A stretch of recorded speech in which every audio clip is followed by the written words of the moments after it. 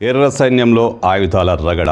అవును, ఆయుధాల రగడతో ఎర్ర సైన్యం సతమతమవుతోంది.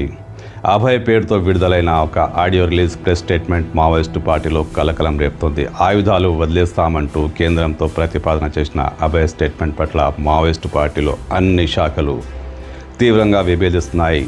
తెలంగాణ శాఖ జగన్ పేరిట విడుదలైన ఈ లేఖలో అభయ్పై తీవ్రస్థాయి నిందాపనలు చేశారు. తమకు ఆయుధాలు వదిలే ఆలోచన లేదంటూ ఆయన స్పష్టం చేశారు. తాజాగా మావోయిస్టు దండకార్య కమిటీ, కేంద్ర కమిటీలు కూడా ప్రకటనలు జారీ చేశాయి. అభయ్ పేరుతో వచ్చిన ఆ లేఖకు విలువే లేదంటూ, ఆయనకు అలా అభయ్ పేరుతో లేఖ విడుదల చేసే అధికారమే లేదంటూ మావోయిస్టు పార్టీలోని అన్ని శాఖలు స్పష్టం చేశాయి. అయితే సోను అనే ఆ నాయకుడు అభయ్ పేరుతో ఆ లేఖ విడుదల చేశాడు.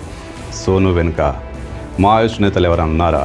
లేక కేంద్ర committee, Dandakaranya committee, Telangana committee వీళ్ళంతా ఐక్యంగా ఉన్నారా? ఇప్పుడు మావోయిస్టు పార్టీలో ఏం జరుగుతుంది? ఆయుధాల రగడ మావోయిస్టు పార్టీని అతలాకుతలం చేస్తోంది.